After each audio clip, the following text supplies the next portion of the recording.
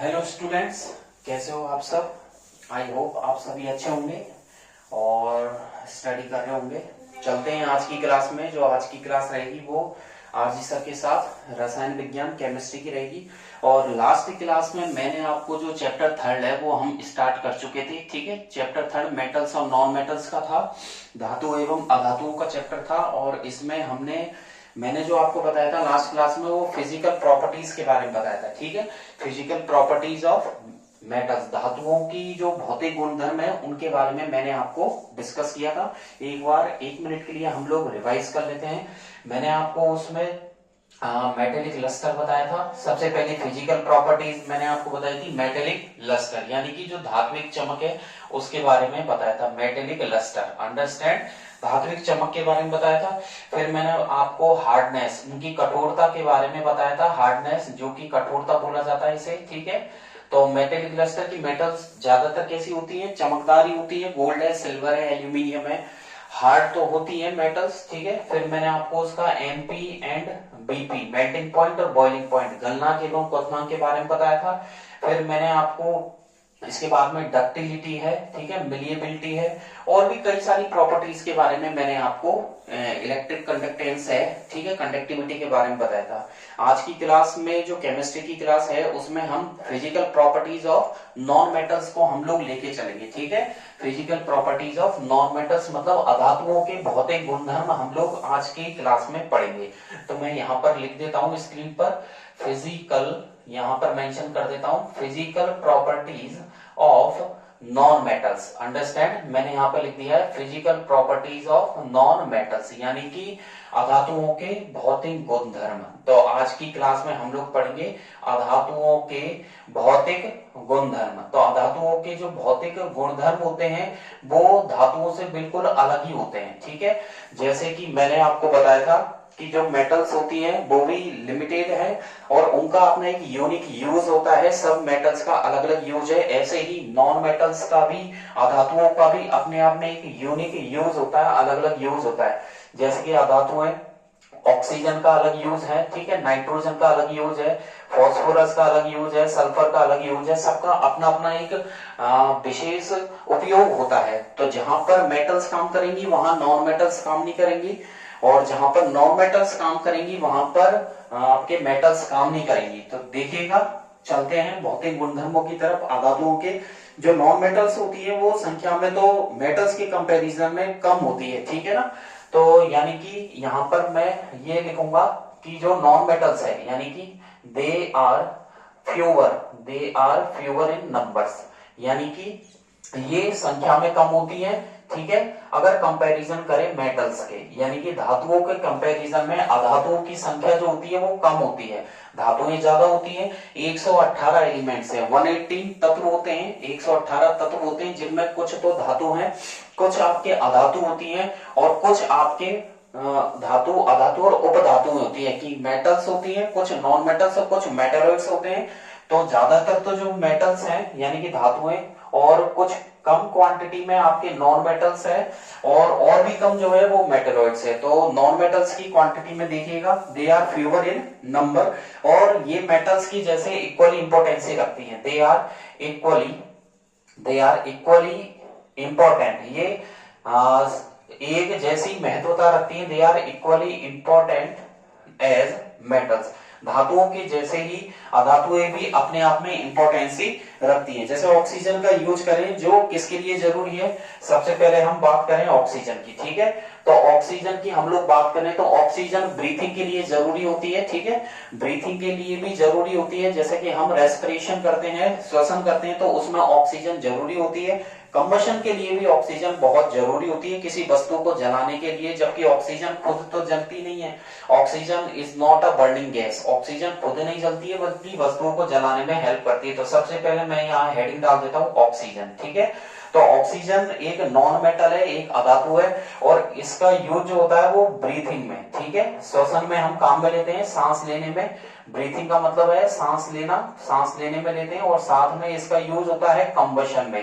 Combustion को बोला जाता है दहन, यानी कि वस्तुओं को जलाने में भी ये हेल्प करती है। तो ऑक्सीजन का यूज होता है ब्रीथिंग और कंबशन में। आगे की तरफ चलें नाइट्रोजन का जो यूज पढ़ेंगे, नाइट्रोजन भी नॉन मेटल है और ये एयर में डाइल्यूट होकर के जो कंबशन इफेक्ट है ऑक्सीजन का वो बढ़ा देती है। तो आगे की तरफ चलेंगे हम नाइट्रोजन की तरफ, ठीक है। यहाँ पर मैं हेडिंग डाल देता हूं नाइट्रोजन, और नाइट्रोजन भी एक नॉन मेटल होती है। तो ये क्या होती है, नाइट्रोजन डाइल्यूट्स इन एयर, यानी कि हवा में घुल करके, डाइल्यूट्स का मतलब एक तरीके से वैसे तो पतलापन होता है तो डाइल्यूट्स का मतलब है हवा में घुल करके जो कंबस्टिविटी होती है ऑक्सीजन की, जलने की जो क्षमता होती है उसे बढ़ा देती है, यानी कि dilutes in air and helps to combust oxygen, यानी कि ऑक्सीजन को जलने में ये हेल्प करती है। नॉन मेटल्स को आगे की तरफ लेके चलेंगे तो नाइट्रोजन के कई सारे कंपाउंड है, जैसे अमोनिया है, नाइट्रिक एसिड है, उनका यूज एक्सप्लोसिव बनाने में या उनका अलग अलग तरीके से यूज होता है, जैसे नाइट्रोग्लिसरीन है, ट्राइनाइट्रोटोलुइन है, ठीक है। यहाँ पर स्टार लगा के मैं लिख देता हूं कि नाइट्रोजन के जो अदर कंपाउंड्स है, नाइट्रोजन एक नॉन मेटल है, अधातु है नाइट्रोजन, और इस अधातु का जो उपयोग है, जैसे कि अमोनिया जो होती है, अमोनिया गैस है, अमोनिया गैस के फॉर्मेशन भी नाइट्रोजन हेल्प करती है। और नाइट्रिक एसिड, कौन सा एसिड है, नाइट्रिक एसिड, यहां पर लिख दिया मैंने नाइट्रिक एसिड, जिसका फॉर्मूला HNO3 होता है, ये भी नाइट्रोजन से मिलकर बनी है। तो अमोनिया भी नाइट्रोजन से मिलकर बनी है और नाइट्रिक एसिड भी नाइट्रोजन से मिलकर बना है, तो इनको बनाने में नाइट्रोजन हेल्प करती है। और आगे की तरफ देखें, अमोनिया और नाइट्रिक एसिड के साथ साथ हम देखें तो देखिएगा, अमोनिया और नाइट्रिक एसिड के साथ साथ कई ऐसे एक्सप्लोसिव होते हैं, जैसे नाइट्रोग्लिसरीन होता है, ट्राइनाइट्रोटोलुइन होता है, तो कई ऐसे एक्सप्लोसिव मतलब होता है विस्फोटक पदार्थ, एक्सप्लोसिव मतलब होता है विस्फोटक पदार्थ। तो विस्फोटक जो पदार्थ होते हैं उनको बनाने में, जैसे नाइट्रोग्लिसरीन हो गया, नाइट्रोग्लिसरीन, अंडरस्टैंड, और साथ में ट्राइनाइट्रोटोलुइन, ठीक है, ट्राइनाइट्रोटोलुइन बनाने में भी इसका यूज होता है। तो नाइट्रो ग्लिसरीन के साथ साथ ट्राइनाइट्रोटोलुइन का भी उपयोग होता है, ठीक है। तो ट्राइनाइट्रोटोलुइन और नाइट्रोग्लिसरीन, इसे बोलते हैं नाइट्रोग्लिसरीन। तो नाइट्रोग्लिसरीन बनाने में भी नाइट्रोजन का यूज होता है। और ट्राइनाइट्रोटोलुइन ये भी विस्फोटक पदार्थ है, ट्राइनाइट्रोटोलुइन बनाने में भी नाइट्रोजन जो अधातु है इसका यूज किया जाता है। आगे की तरफ और फर्टिलाइजर भी बनाने में इसका यूज करते हैं, जैसे अमोनियम नाइट्रेट है, अमोनियम फॉस्फेट में भी नाइट्रोजन का यूज होता है। तो नाइट्रोजन का जो यूज है, नाइट्रोजन का जो उपयोग है वो बड़े लेवल पे भी होता है, काफी तरीके से इसका यूज होता है। जैसे कि उर्वरक बनाने में भी नाइट्रोजन का यूज कैसे होता है, फर्टिलाइजर्स, ठीक है, फर्टिलाइजर के रूप में नाइट्रोजन का यूज होता है अमोनियम नाइट्रेट में। किसमें होता है, अमोनियम, यहां पर मेंशन कर देता हूं, ammonium nitrate and ammonium phosphates. तो ये दो ऐसे उर्वरक होते हैं, अमोनियम नाइट्रेट और अमोनियम फॉस्फेट, ठीक है। ये दो ऐसे ये दो ऐसे फर्टिलाइजर्स होते हैं जिनको बनाने में नाइट्रोजन का यूज किया जाता है, phosphates, ammonium nitrate and ammonium phosphate, इनमें भी इसका यूज होता है, ठीक है। अमोनियम नाइट्रेट आपके हो ही गया NH4 और ये हो जाएगा अमोनियम नाइट्रेट, और NH यहां लिख देते हैं NO3, देन अमोनियम नाइट्रेट हो ही गया, ठीक है, NH4NO3, और अमोनियम फॉस्फेट जो है वो है NH4 का होल थ्राइस डॉट PO4। तो ये दो ऐसे फर्टिलाइजर्स होते हैं जिनमें नाइट्रोजन का उपयोग किया जाता है, ammonium nitrate NH4NO3 and ammonium phosphate NH4 का होल थ्राइस डॉट PO4। ये इनके फॉर्मूले हैं। बेसिकली एग्जाम में फॉर्मूले नहीं पूछे जाएंगे, खाली नाम पूछे तो आप दे देना कि नाइट्रोजन का फर्टिलाइजर में अमोनियम नाइट्रेट एंड दूसरा है अमोनियम फॉस्फेट के रूप में इसका उपयोग किया जाता है। सल्फर के भी कई सारे ऐसे कंपाउंड होते हैं जिनमें यूज किया जाता है नॉन मेटल के रूप में। तो तीसरा, पहला ऑक्सीजन हो गया, नाइट्रोजन है, तीसरा सल्फर है। सल्फर एक नॉन मेटल होती है, अधातु होती है, और इसका यूज एक गैसेस के रूप में होता है, सल्फर डाइऑक्साइड, ठीक है। तो ये हो गया सल्फर डाइऑक्साइड, इसके रूप में हो गया SO2। देन दूसरा है सल्फर ट्राइऑक्साइड, सल्फर ट्राइऑक्साइड, इसमें भी सल्फर का यूज होता है। तो सल्फर नॉन मेटेलिक गैस हो गई, और एक सॉलिड पदार्थ होता है गैस की फॉर्म में इसका यूज अगर गैस के रूप में देखें तो ये सल्फर डाइऑक्साइड है और सल्फर ट्राइऑक्साइड है, ठीक है। और ये एक थोड़ा सॉफ्ट होता है, तो सॉलिड के रूप में भी इसका यूज होता है, गैसेस के रूप में सल्फर डाइऑक्साइड और सल्फर ट्राइऑक्साइड हो गया। सल्फ्यूरिक एसिड में भी इसको बनाने के काम में लिया जाता है। देन सल्फ्यूरिक एसिड, ये हो जाएगा सल्फ्यूरिक एसिड, और सल्फ्यूरिक एसिड है H2SO4। तो सल्फ्यूरिक एसिड जो कि कार बैटरीज में, कार की बैटरीज में, मोबाइल बैटरीज में पाया जाता है, उसको बनाने में भी सल्फर का यूज होता है। तो सल्फर के बेसिकली 3 यूज हो गए, सल्फर डाइऑक्साइड, सल्फर ट्राइऑक्साइड और सल्फ्यूरिक एसिड में। तो ऑक्सीजन का यूज हो गया, नाइट्रोजन का यूज हो गया और सल्फर का यूज हो गया। तीनों नॉन मेटल्स है, तीनों का व्यापक तरीके से यूज किया जाता है। और आगे की तरफ जैसे कार्बन और हाइड्रोजन, कार्बन का भी अपनी जगह एक इंपॉर्टेंसी रखता है। तो कार्बन का जो यूज है वो कई तरीके से होता है, इसका भी यूज बहुत इंपॉर्टेंट है कि कई सारे जैसे पीवीसीज हैं या कोई भी हाइड्रोकार्बन है, उनमें भी कार्बन का यूज होता है। हाइड्रोजन भी नॉन मेटल की तौर पे काम में आती है। तो कार्बन और हाइड्रोजन भी नॉन मेटल यानी कि अधातुओं के रूप में काम में आती है। तो ये दोनों कार्बन हाइड्रोजन हो गई। तो कुल मिला के मैंने आपको oxygen, nitrogen, sulphur, carbon and hydrogen, ये 5 आपके कौन कौन हो गई, oxygen, nitrogen, sulphur, carbon and hydrogen, पांचों का व्यापक तरीके से यूज किया जाता है, ठीक है। तो पांचों का यूज हो गया और पांचों ही नॉन मेटल है आपके। फिजिकल स्टेट की बात करेंगे, फिजिकल प्रॉपर्टीज की, तो आगे की तरफ बढ़ते हैं। तो मेटल्स की तो हमने पढ़ी ली थी, धातुओं की फिजिकल प्रॉपर्टीज, और आज हम पढ़ने जा रहे हैं अधातुओं की फिजिकल प्रॉपर्टीज। तो मैं यहाँ पर मेंशन कर देता हूँ स्क्रीन पर अधातुओं की फिजिकल प्रॉपर्टीज, अंडरस्टैंड। तो अधातुओं के फिजिकल प्रॉपर्टीज में हम चलें तो पहली फिजिकल स्टेट के बारे में बात करेंगे, ठीक है। तो फर्स्ट यहाँ लिख देते हैं फिजिकल स्टेट यानी कि भौतिक अवस्थाएं, ठीक है। फिजिकल स्टेट की बात करेंगे तो मेटल्स की जो फिजिकल स्टेट थी, भौतिक अवस्था, वो सॉलिड थी, है ना। मोस्टली मेटल्स कैसी होती है, सॉलिड होती है। और नॉन मेटल की बात करें तो ये तीनों स्टेटों में पाई जाती है। और वैसे जनरली नॉन मेटल सॉफ्ट होती है, जैसे सल्फर, फॉस्फोरस की बात करें, ठीक है, ये सॉफ्ट होती है। तो यहां पर मैं लिख देता हूं कि नॉन मेटल्स जो अधातुएं होती हैं, non metals are exist in 3 states, यानी कि ये तीनों अवस्थाओं में पाई जाती है। Non metals are exist in 3 states, ठीक है। 3 स्टेट कौन कौन सी होगी, सॉलिड, लिक्विड एंड गैस, यानी कि ठोस, द्रव और गैस तीनों अवस्थाओं में पाई जाती है अधातु। Non metals are exist in 3 state, और जनरली यहां पर लिख देते हैं, generally they are soft in nature, they are soft in nature. ये जो होती हैं वो जनरली सॉफ्ट होती है, मुलायम होती है। जैसे बात करें सल्फर है, सल्फर, फॉस्फोरस, ये सॉफ्ट ही है। एग्जाम्पल दें तो सल्फर हो गया एक तो आपके, एंड फॉस्फोरस हो गया, ये दोनों आपके नॉन मेटल्स हो गई, ठीक है। सल्फर एंड फॉस्फोरस, और ग्रेफाइट भी आप लोग ले सकते हैं, ग्रेफाइट भी यहाँ पर नॉन मेटल ही है जो कि सॉफ्ट है, ठीक है। तो सल्फर, फॉस्फोरस एंड ग्रेफाइट जो अधातु है और ये सॉफ्ट होती है नेचर में। और आपसे यहाँ पर क्वेश्चन पूछे कि ऐसी कौन सी नॉन मेटल है जो सॉफ्ट होती है, आप सल्फर और फॉस्फोरस दोनों का एग्जांपल देना और पूछे कि कौन कौन सी स्टेट्स में नॉन मेटल पाई जाती है। तो आप लिखोगे यहाँ पर non metals are exist in 3 state, solid, liquid and gas, तीनों स्टेट में ये पाई जाती है, ठीक है। डायमंड की बात करें, नॉन मेटल्स तो है ही है लेकिन ये हार्ड होती है, ठीक है। ब्रोमीन जो लिक्विड पाई जाती है। तो एक्सेप्शन में आगे की तरफ बढ़े तो यहां पर हम देखते हैं कि इसके क्या अपवाद है।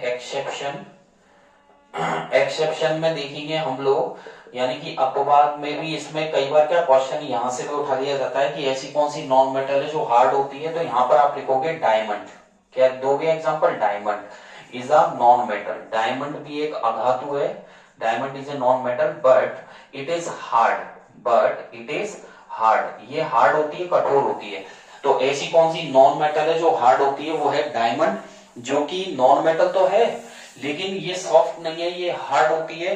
और जनरली मैंने आपको बताया कि तीनों अवस्थाओं में पाई जाती है, सॉलिड, लिक्विड एंड गैस। तो यहाँ पर ब्रोमीन का एग्जांपल मैं आपको दूंगा कि ब्रोमीन ऐसी नॉन मेटल है जो रूम टेम्परेचर पर लिक्विड में पाई जाती है।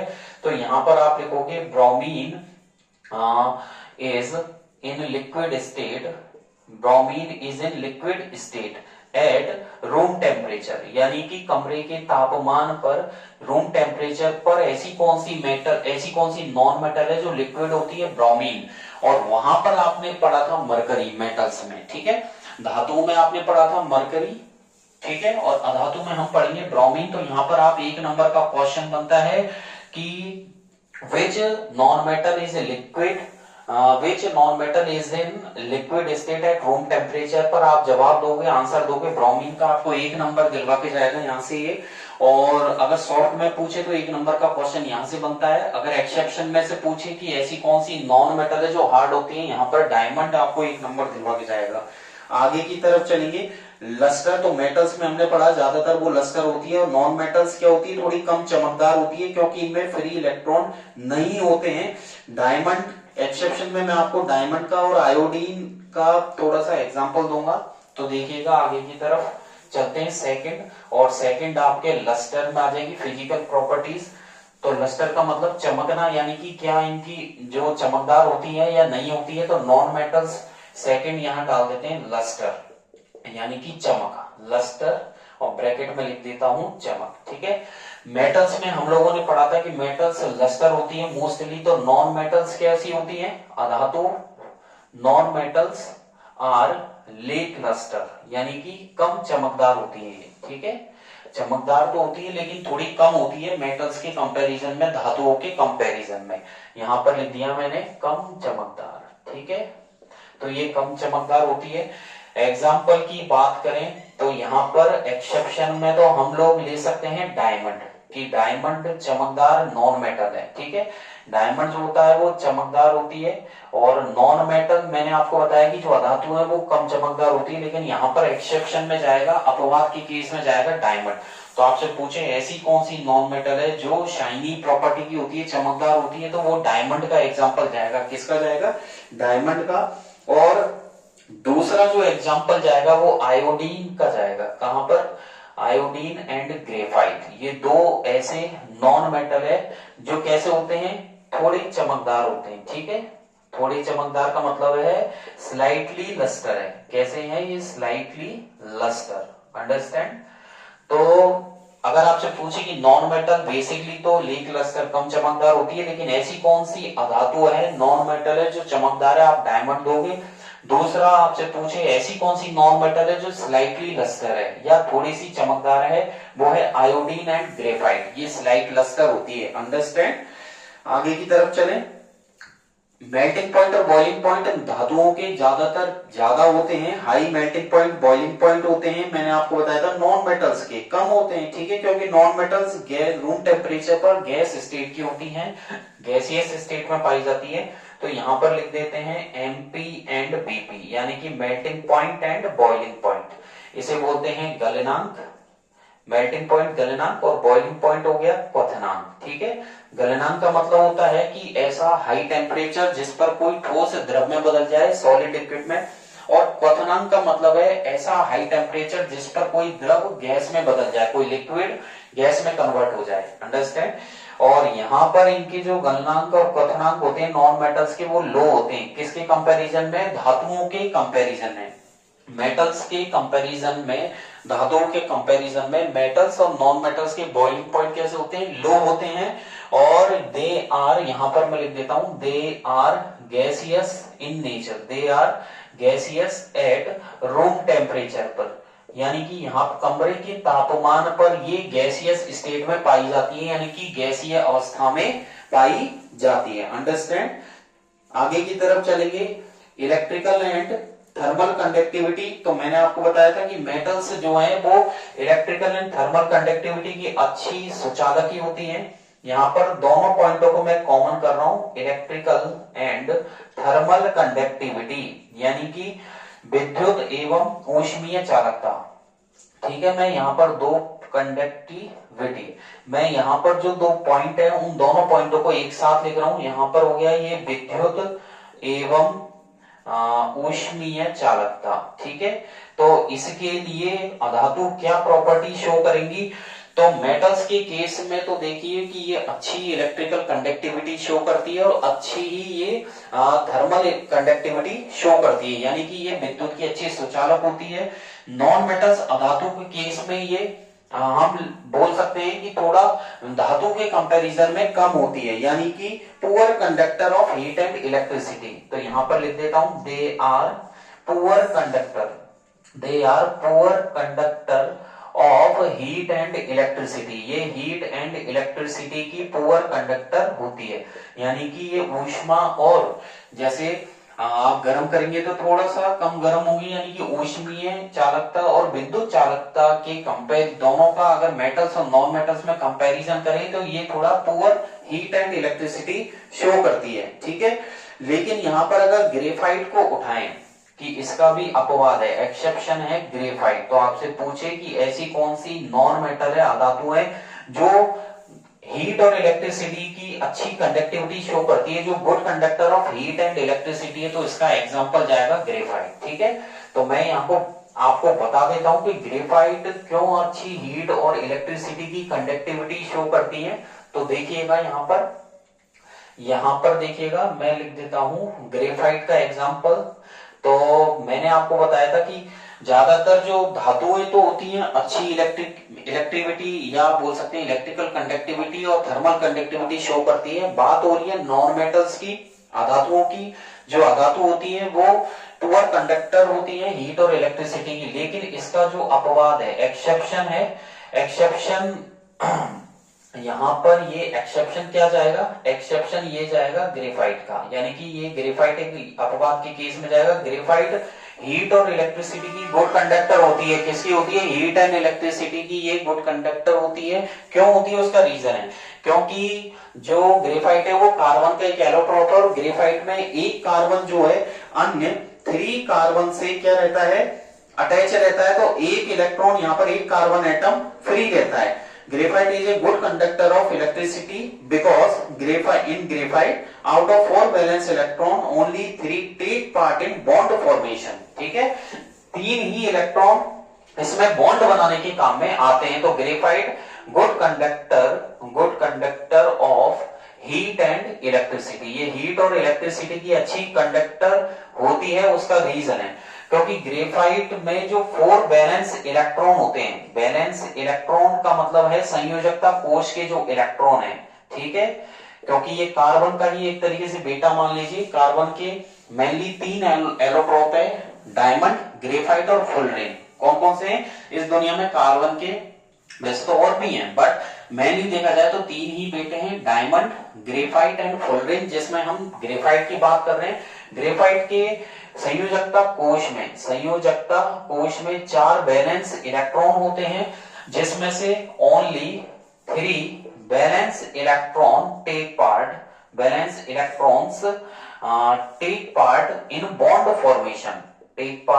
बॉन्ड फॉर्मेशन, यानी कि 4 में से केवल 3 ही ऐसे इलेक्ट्रॉन हैं जो बंध निर्माण में काम में आते हैं, यानी कि बंध बनाने में क्या है, बंध बनाने के काम में आते हैं, बंध निर्माण में काम में आते हैं।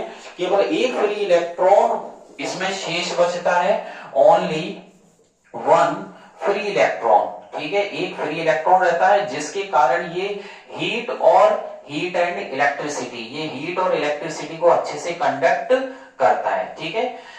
तो आपसे क्वेश्चन यहां पर ये बनता है 2 नंबर का कि what is the reason behind graphite is the good conductor of heat and electricity. क्या क्वेश्चन बनेगा 2 नंबर में, व्हाट इज द रीजन, क्या कारण है कि what is the reason behind, क्या कारण है, what is the reason behind graphite is a good conductor of heat and electricity. क्या कारण है कि ग्रेफाइट हीट एंड इलेक्ट्रिसिटी का बहुत अच्छा कंडक्टर है। तो इसका जवाब ये रहा, ठीक है। आपको अच्छे से 2 नंबर दिलवा के जाएगा। तो आप लिखेंगे graphite is an allotrope of carbon, it has 4 valence electron. So only 3 valence electron take part in bond formation in graphite, and it has only 1 free electron. So due to 1 free electron it conducts heat and electricity. क्या कारण है कि graphite विद्युत और ऊष्मा का अच्छा सुचालक होता है? तो आप बोलेंगे ग्रेफाइट कार्बन का एक अपर रूप होता है और इसके संयोजकता कोश में 4 इलेक्ट्रॉन होते हैं, जिसमें से 3 इलेक्ट्रॉन बंध निर्माण के काम में आते हैं तथा 1 इलेक्ट्रॉन इसमें फ्री रहता है। 1 इलेक्ट्रॉन स्वतंत्र अवस्था में पाया जाता है। उस 1 इलेक्ट्रॉन की स्वतंत्र अवस्था में पाए जाने के कारण ये ऊष्मा और विद्युत को अच्छे से चालन करता है। ऊष्मा और विद्युत का अच्छे से चालन करता है। ठीक है, तो यहां पर क्वेश्चन ये भी बनता है। क्वेश्चन क्या बनता है यहां पर देखिएगा कि क्वेश्चन ये भी है कि वाई ग्रेफाइट इज अ, यहां मेंशन कर देता हूं स्क्रीन पर, why graphite is a good conductor, why graphite is a good conductor of heat and electricity. Understand, क्या कारण है कि ग्रेफाइट हीट एंड इलेक्ट्रिसिटी का अच्छे से कंडक्ट करता है। तो यहां पर ये आपका 2 नंबर का क्वेश्चन है और आपको अच्छे से 2 नंबर दिलवा के जाएगा, इसलिए इसे मिस नहीं करना है। इसको बार बार मेरी जो क्लास है उसको रिपीट करके बार बार आंसर उसका नोट करके अच्छे से करना है कि graphite 1 carbon atom attach to other 3 carbon atoms. ठीक है, तो इसका आंसर एक तो मैंने ये बता दिया और एक और मैं बता देता हूं कि in graphite 1 carbon atom, in graphite 1 carbon atom is attached, 1 carbon atom is attached to other 3 carbon atoms, 1 carbon atom is attached to other 3 carbon atoms। ठीक है, एक कार्बन एटम अन्य 3 कार्बन जो परमाणुओं से, एक कार्बन परमाणु अन्य 3 कार्बन परमाणुओं से जुड़ा हुआ रहता है, and it has 1 free carbon atom. ठीक है, it has 1 free carbon atom, इसके अंदर एक फ्री कार्बन एटम रहता है। ठीक है, और एक कार्बन एटम फ्री रहता है मतलब एक फ्री इलेक्ट्रॉन रहता है, जिसके कारण ये ग्रेफाइट विद्युत का अच्छा सा ड्यू टू, आगे लिख सकते हैं, due to 1 free electron, due to 1 free electron it conducts heat and electricity, it conducts heat and electricity, ये हीट और इलेक्ट्रिसिटी को अच्छे से कंडक्ट करता है। ठीक है, तो यहां पर ये आपको 2 नंबर दिलवा के जाएगा अच्छे से, इसको अच्छे से आपको नोट करना है। ठीक है, आगे की तरफ चलें, डायमंड की बात करें और डायमंड क्यों नहीं करता है, और क्वेश्चन ये भी आ सकता है कि वाई डायमंड जो हीरा होता है, why diamond not conducts heat and electricity, कि डायमंड हीट एंड इलेक्ट्रिसिटी को कंडक्ट क्यों नहीं करता है, ये भी एक रीजन है। या पूछ ले why diamond is a poor conductor, why diamond is a poor conductor of heat and electricity, कि डायमंड हीट और इलेक्ट्रिसिटी का पुअर कंडक्टर क्यों होता है। तो इसका आंसर आप दोगे कि इन डायमंड, हीरे के अंदर, ये भी कार्बन का एक एलोट्रोपी होता है। इन डायमंड 1 कार्बन एटम, एक कार्बन परमाणु is attached, 1 carbon atom is attached to other 4 carbon atoms, 1 carbon atom is attached to other 4 carbon atoms, and there is no free electron, there is no free electron, यहां पर कोई भी free electron नहीं है, या there is no free carbon atom, आप ऐसे भी लिख सकते हैं। यहां पर कोई भी कार्बन परमाणु फ्री नहीं है, कोई भी इलेक्ट्रॉन फ्री नहीं है, तो मैंने लिखा है in diamond 1 carbon atom is attached to other 4 carbon atoms and there is no free carbon atom, so due to no free electron, due to no free electron, किसी भी इलेक्ट्रॉन के free नहीं होने के कारण it does not conduct heat and electricity। ठीक है, तो हीट एंड इलेक्ट्रिसिटी, यहां पर कोई भी कार्बन एटम फ्री नहीं है, इसलिए ये हीट और इलेक्ट्रिसिटी को कंडक्ट नहीं करता है। तो देखिएगा यहाँ पर लिखा है मैंने diamond one carbon atom is attached to other four carbon atoms and there is no free carbon atom या free electron, so due to no free electron it does not conduct heat and electricity. हीरे के अंदर एक carbon परमाणु अन्य चार carbon परमाणुओं से जुड़ा हुआ रहता है एवं यहाँ पर किसी भी प्रकार का कोई फ्री कार्बन परमाणु नहीं है। इस फ्री कार्बन परमाणु के नहीं होने के कारण या कार्बन परमाणु के अनुपस्थिति के कारण यह हीट और इलेक्ट्रिसिटी को यानी कि ऊष्मा को और विद्युत का चालन नहीं करता है। ठीक है, आगे चले मिलिएबिलिटी और डक्टिलिटी में। तो नॉन मेटल्स तो मिलिएबल होती है, डक्टाइल होती है, नॉन मेटल्स ना तो मिलिएबल होती है और ना ही ये डक्टाइल होती है। अंडरस्टैंड। तो यहां पर देखिएगा, यहां पर मैं लिख देता हूं अगली प्रॉपर्टी आपके मिलिएबिलिटी एंड डक्टिलिटी। अंडरस्टैंड क्या क्या है मिलिएबिलिटी। तो अगली प्रॉपर्टी चलते हैं मिलिएबिलिटी। मिलिएबिलिटी यानी कि जिसे बोलते हैं आघात वर्धनीयता। क्या बोलते हैं? आघात वर्धनीयता। मिलिएबिलिटी एंड डक्टिलिटी। ठीक है, तन्यता, डक्टिलिटी। ओके, इसे बोलते हैं तन्यता। तो देखिएगा, तो मेटल्स के केस में मेटल्स मिलिएबल भी होती है, डक्टाइल होती है, और non metals they are neither, ना तो ये they are neither malleable, they are neither malleable nor ductile. ना तो ये मिलिएबल होती है ना ही ये डक्टाइल होती है। ना तो ये मतलब इन्हें हैमर्ड करने पर, पीटने पर फ्लैट किया जा सकता है, ना ही इन्हें खींचने पर लंबा किया जा सकता है। तो non metals are neither malleable nor ductile. ठीक है, they can not be beaten into thin sheet. They can not be beaten into thin sheet. Beaten into thin sheet. इन्हें थिन शीट में कन्वर्ट नहीं किया जा सकता है। शीट्स एंड थिन वायर्स यानी कि इनसे खींचकर लंबा वायर भी नहीं बनाया जा सकता। लास्ट हम चलते हैं एलोट्रोपी। तो कार्बन की एलोट्रोपी एक ऐसी प्रॉपर्टी है तत्व की जिसमें उसके दो या दो से ज्यादा फॉर्म पाए जाते हैं। फिजिकल प्रॉपर्टी उनकी अलग अलग होती है, केमिकल प्रॉपर्टी सेम होती है, और लास्ट एंड फाइनल आ जाती है आपके एलोट्रोपी। ये नया आया है यहाँ पर एलोट्रोपी। ठीक है, एलोट्रोपी को बोलते हैं अपर रूपता। क्या बोलेंगे? अपर रूपता। तो अपर रूपता का मतलब क्या है यहाँ पर कि जो नॉन मेटल्स होती है कि नॉन मेटल्स के कई सारे एलोट्रोप्स होते हैं। तो यहाँ पर मैं लिख देता हूं कि non metals are many allotropes. ठीक है, non metals have many allotrope. यानी कि इसके कई सारे अपर रूप होते हैं। एलोट्रोप मतलब अपर रूप होते हैं। और एलोट्रोपी होती है कि किसी एलिमेंट की ऐसी प्रॉपर्टी, किसी तत्व की ऐसी प्रॉपर्टी होती है, किसी एलिमेंट का ऐसा गुणधर्म होता है जिसमें उसके दो या मोर देन टू और मोर देन टू, यानी दो या दो से ज्यादा क्या पाए जाते हैं? उसके फॉर्म्स पाए जाते हैं। टू और मोर देन टू फॉर्म्स, उसके दो या दो से ज्यादा रूप पाए जाते हैं। ठीक है, और जिसमें फिजिकल प्रॉपर्टीज उसकी अलग अलग होगी। आगे लिख सकते हैं having different physical property. Having different physical property. ठीक है, but same chemical properties. Same chemical properties यानी कि उसके जो भौतिक अवस्था है उसकी अलग अलग भौतिक जो गुणधर्म है यानी कि उसके बिल्कुल अलग अलग हो जाएंगे। दिखने में वो अलग अलग होगी, जैसे डायमंड ग्रेफाइट अलग अलग है लेकिन इंटरनल स्ट्रक्चर सेम होगा।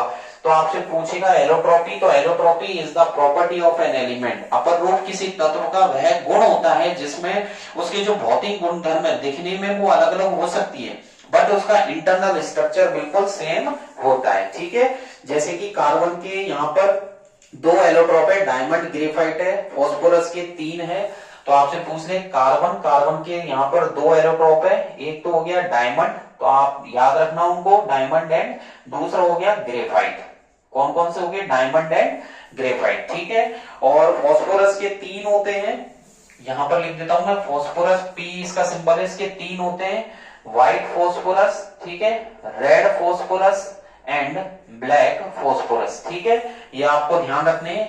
सफेद, लाल और काला, white, red and black phosphorus होते हैं और सल्फर के 2 एलोट्रोप हैं। ठीक है, सल्फर की कितने एलोट्रॉप है? यहाँ 2 एलोट्रॉप है। एक तो हो गया रोम्बिक सल्फर, ठीक है, रोम्बिक सल्फर, एंड दूसरा हो गया मोनोक्लिनिक सल्फर। ठीक है, कौन कौन से हो गए? रोम्बिक सल्फर और मोनोक्लिनिक।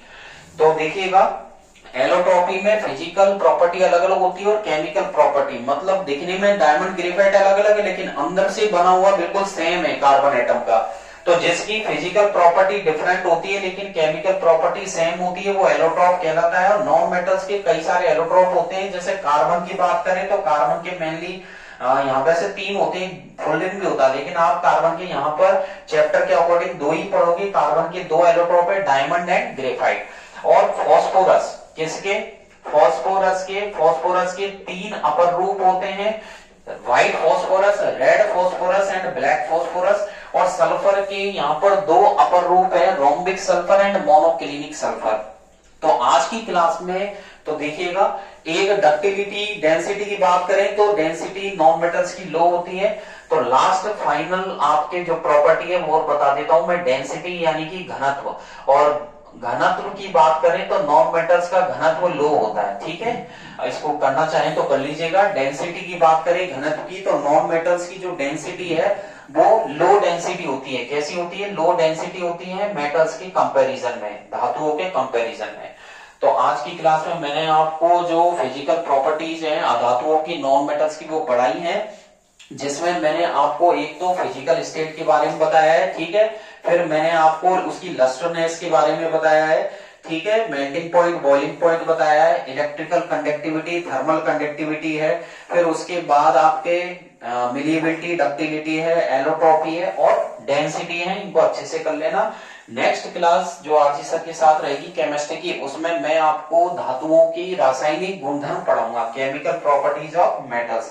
तो नेक्स्ट क्लास में हम केमिकल प्रॉपर्टीज ऑफ मेटल्स यानी कि धातुओं की जो रासायनिक गुणधर्म है उसके बारे में आगे पढ़ेंगे। ठीक है, तो बने रहिए आरजी सर के साथ। और आपको क्लास अच्छी लगी हो, आपके सपोर्ट वाली हो, तो इसलिए लाइक तो बनता ही है, और ज्यादा से ज्यादा शेयर करें वीडियोस को, और बेल आइकन पर जरूर क्लिक करते हैं। डिस्क्रिप्शन बॉक्स में मैंने टेलीग्राम की लिंक दी हुई है, जिसपे क्लिक करके आप लोग मेरे टेलीग्राम पेज को ज्वाइन करके वहां से लेटेस्ट जो क्वेश्चंस है बोर्ड के वो भी आप राइट डाउन कर सकते हैं, क्वेरीज को अपनी को क्लियर कर सकते हैं। कमेंट बॉक्स में जरूर कमेंट कीजिएगा अगर आपको क्लासेस बहुत अच्छी लगी हो, और बने रहिए आरजी सर के साथ, ओशन ऑफ साइंस। ठीक है, नेक्स्ट क्लास अल्टरनेट फिजिक्स की रहेगी।